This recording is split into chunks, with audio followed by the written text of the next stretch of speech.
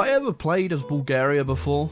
Can the iStar Productions lore masters get down into the archives and tell me every single time that I have played Bulgaria before, and I'll pin it in the comments? I know one of you nerds knows. And I'm gonna shake you upside down until you give me the knowledge that I need. Hello everybody and welcome back to Battle for the Bosporus, brand new Hearts of Iron 4 DLC, where today we're gonna be trying out Bulgaria. Then after that, in the next video we'll be doing Greece, and then after that, we'll be playing Hearts of Iron 4. And I'll be free from the nightmare. So, you know what, I was thinking about it recently, and I was wondering if you guys would be interested in another Nostalgia November, since we are coming up to, you know, November. That's if you didn't know, if you're new to the channel and you haven't hit the subscribe button, maybe you should do that already. Nostalgia November is when we go back to all of our favorite videos that we've ever made on mods in different games and go back and have a rerun of them. Obviously we did this last year up until like January because there was just so much that I wanted to go back and see. But this one is probably gonna be a bit more structured. I know there's probably been a whole bunch of updates for a whole bunch of mods that we have not checked out over the year, so I would like to go back and, like, you know, go give it another look around. So that's something you guys would be interested in. Feel free to leave a comment down below, hit the subscribe button, leave a like, follow my Instagram. Yeah.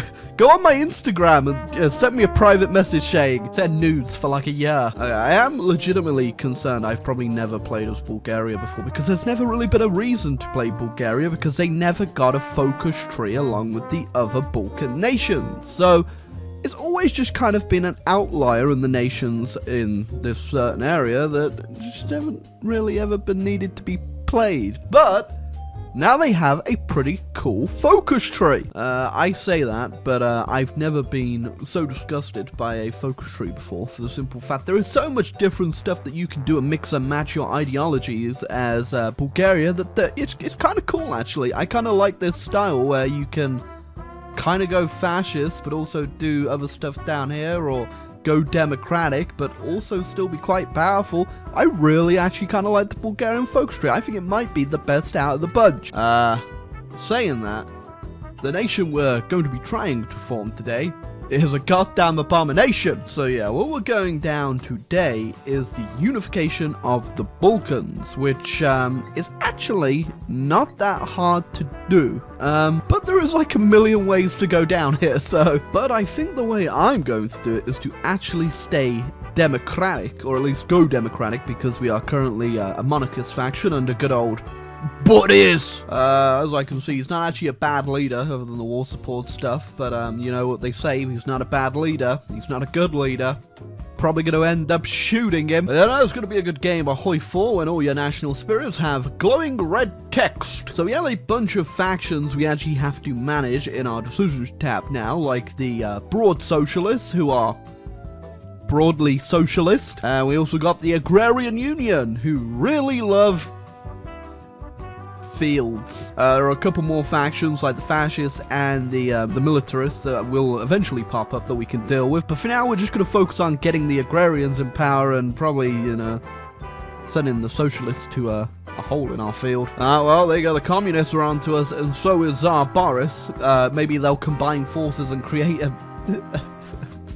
communist monarchy. So obviously we're going down to support the Agrarian Union, because we do not support our boy Tsar Boris. Unfortunately, as the kids call it, he is not Pogger's Fortnite dance. Am I relating to you, young'uns? There you go. Sorry about this, Boris, but you're gonna be going pretty soon. Look at that, bringing democracy to the Balkans. Nothing weird and expansionary. You're gonna go on past that? No, we're not. Definitely not gonna use our democratic basis to annex everything. There we go, a democratic bastion in the Balkans with a Nikola Mushanov over here, and now we're gonna improve relations with Greece and actually create a faction with them, and that's not gonna end to anything badly. There you go, look at that. Greece is now our best buddy, and we're not done there. Also, here's like a good tip. Once you've gone ahead and integrated all your factions and stuff like that, just just save your PP. You're gonna need it. Another good thing to do is persecute the Imbro activists, which you can do when you get a bunch of manpower and equipment. And to get manpower, you might be wondering how you do that. I'll show you in a second. So like I said, you can kind of mix and match how you want your Bulgaria to be. Even though I've gone democratic, I can actually have the paramilitaries still be around, which is good because they give us weekly manpower plus 500. And I don't have to worry about all this faction stuff because I've already gotten rid of them all. Alright, next thing up is the Balkan Confederation, which we have now done, and we've already got Greece in it, but that doesn't mean that they will accept our annexation. No, we need to make all of these guys democratic. So the earlier you rush down here, the better, because if you know World War II, you know eventually a lot of these people are going to get invaded. So don't really bother focusing on Albania. The big ones you want to get is obviously Turkey, Greece, Yugoslavia, and Romania. And this is I did Albania just for, I don't know, just to see if we can actually get them, but I'm kind of doubtful. So yeah, just focus on building civilians up until this point, and well, don't expect to have any after this point. And every time you do one of these, you actually boost democratic in their countries, and which is very good. It takes a while, so you really need to get on it very quickly. Usually Romania's not too bad because they do appoint a pro-allied government. I've seen quite a bit, but Turkey can be a bit of a bitch. There you go. Just from the paramilitaries, we've actually got enough manpower, and I've also already renounced a treaty that stops us building our military anyway, but I kind of need to save my political power, but I can spare 25 to persecute the IMRO activists, which will go ahead and get us more political power now, which is pretty groovy, baby. So we've gone ahead, we've got everyone on board with democracy except Turkey, but it doesn't look like they're too far off, but they can be a big pain to do it, which God, they can be a pain. But World War II has just kicked off and our time is running out, so if we can't get Turkey on board, we will have to just go ahead and go without them, but getting Turkey is the goal. You're really fighting this whole democracy thing quite well, aren't you, Turkey? There you go. Just flipped to democratic, and our time has actually come to do the damage. I say do the damage. 1940 is when we get this through is essentially where our game begins. There you go. Everyone else has already joined the faction. Turkey was the last one in, and now it's almost time for the big boy. I mean, already we're probably a formidable force, at least a stopping block for one of the great powers, hopefully, but we can do better. Yeah, you do have to keep an eye on Romania though, because they are essentially the Italy of the Balkans. Yeah, it's always a good idea to do your spy agency, by the way, just so you can keep an eye on whether or not Italy is going to invade Greece today or not. And just got a 2-pack in Bosnia. Okay, so we're on our last focus now, which is the unification of the Balkans, which hopefully we don't die before we do it. Now, because Italy can do befriend Bulgaria, which they have already done, you can actually get yourself a non-aggression pact with them pretty easy. I don't know if that's going to carry over when I form this new nation, though. I really hope it does. There you go. It has been done. Our nation of the United Balkan Federation is here. And now we need to hope everyone actually goes ahead and joins. There you go. There you go. Oh my lord! What is that flag? So there you go. There is the supernation of the United Balkan Federation, and you get everyone's troops. You get I don't know if you get all their equipment, sadly, but it does not matter when you get 115 free divisions. And yeah, as I am correct, all of this actually becomes a core state, or at least some of it, maybe. That's a core state. Is it just the Turkish stuff that is? Yeah, I think it's just the Turkish stuff that isn't a core state, which bit weird. Not gonna question it though, because we're pretty chungus. We can also actually ask Italy back for their Italian territories of Albania. I don't know if they're going to say no or yes, but we will find out in a second, shall we? Now, of course, this is a pretty big army, but it is also what I like to call an absolute catastrophe, so we're going to have to reform it at some point. But for now, we're just going to put it on the front lines just in case the Germans or the Italians do attack, but it doesn't look like they're planning on it just yet, so we might have a bit more time to actually build a proper army, which I'm going for just infantry spam, which is probably going to hold pretty easy if I can get some AA in it, but you could probably do quite a bit with this nation now because you have a fat industry. Oh, I know, I definitely got all their equipment too. Yeah. Oh, Mussolini actually gave in. They didn't give us Albania, though. They did give us the Yugoslavian land, which is pretty good. That's one front I don't have to man now. It's always fun annexing an AI nation and then having to deal with all of this. I really need to standardize the army because right now, as you could imagine from this Balkan Federation of Turks, Greeks, Yugoslavians, within them Serbians, Croats, all that sort of fun stuff. Got Romanians, Macedonians. We got everyone in here. Nobody speaks the same damn language. And you can kind of tell from our army composition. Yeah, it's probably going to anger the Germans quite a bit. I'm going to send an attaché to the British and hopefully get some army XP off of them if they're actually fighting anywhere. Maybe I should have sent one to the Chinese, actually. I'm assuming just because of our non-aggression pact, Italy's not going war with Greece, which, yeah, oh, no, they can't, because Greece doesn't exist. Okay, how do I get into World War? Oh, I can just justify. Well, as soon as I am confident that my army won't accidentally shoot each other instead of the enemy, I will move into Germany. Why can't I invite America to my faction?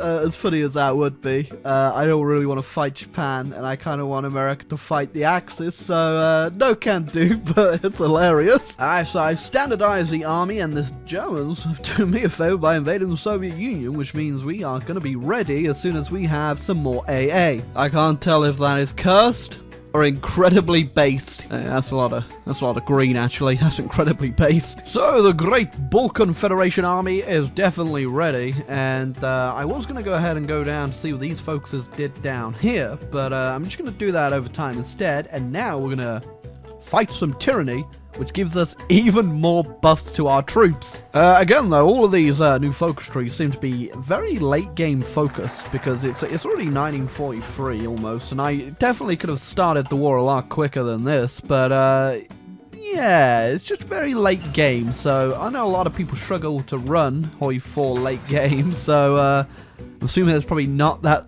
fun for you guys. Combined with the fight tyranny buffs, which is just a whole bunch of green, and then combined with the Balkans unites a whole bunch of greens, then pressure we're pretty overpowered. And first things first, we need to liberate our former core territory, which was part of Romania. So we'll go straight in on Hungary, and hopefully we can do some damage. The Great Balkan Left 4 Dead Horde has entered Hungary, and we're going to try to get as much land as we possibly can before the Germans turn up, which they are in small numbers now, and hopefully capitulate them. You know that meme, like, oh, when you're in high school and you whip out a packet of gum and suddenly everyone wants to be your friends?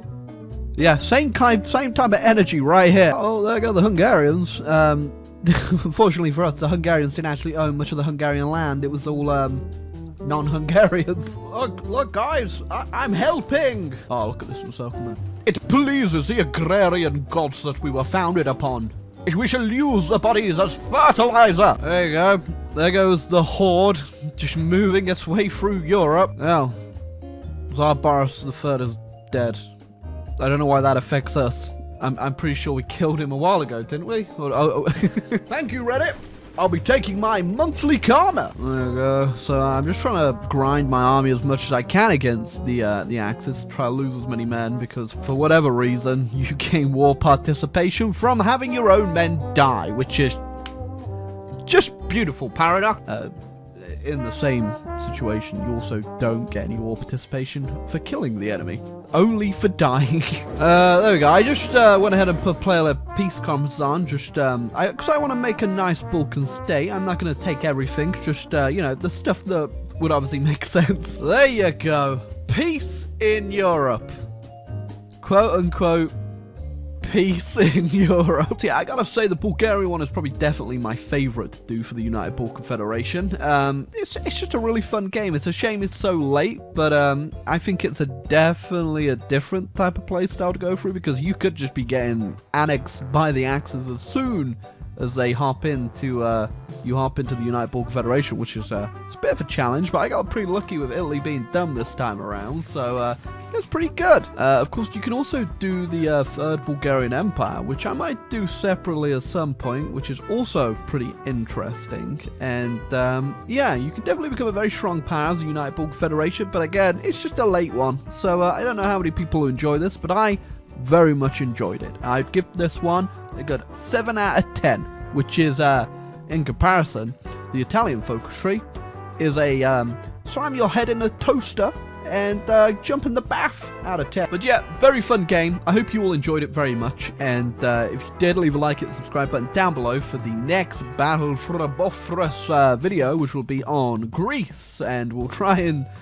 I don't know what I'm going to do as Greece, we'll figure it out. But yeah, if you enjoyed the video, leave a like and subscribe button down below, and yeah, follow my Twitter, my Instagram, all that linked in the description. But until then, catch you in a minute. Yeah, that's right, I took Iceland. And I'm gonna call it New Bosnia.